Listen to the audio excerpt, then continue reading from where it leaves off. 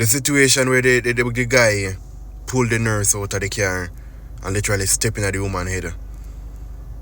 It's nothing new. Sad to say, it's nothing new. It's not the first it's happening, it won't be the last. It's a side effect of a broken country, of a broken people. Sadly, nothing is being done to fix it. We're a country of people who celebrate badness and ignorance. A country of dunce people who celebrate it so much. Those that actually have education try to parade as if they are dunce. It is sad.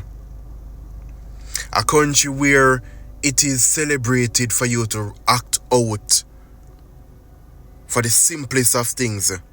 You are celebrated to take another man's life for the simplest of things.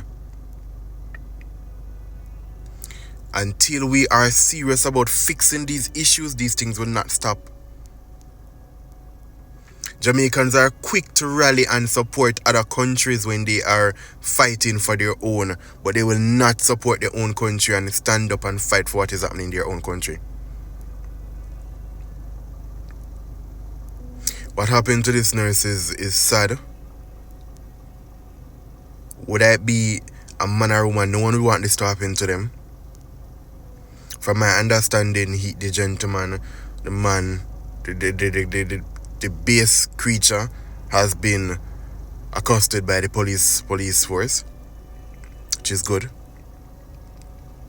However, people, until all of we start hold each other accountable, hold ourselves accountable, change our mindset, raise our children properly, these things will not stop. You cannot be out here saying stop violence against women, but you're also out here listening to music about men murdering men, about men killing the men and sleeping with their women. We need a change. You cannot be out here saying stop violence against women while you're out here sleeping with a man who you know is actively abusing his ex-partner, his baby mother, or yourself. But hey, these are just my thoughts. What are yours?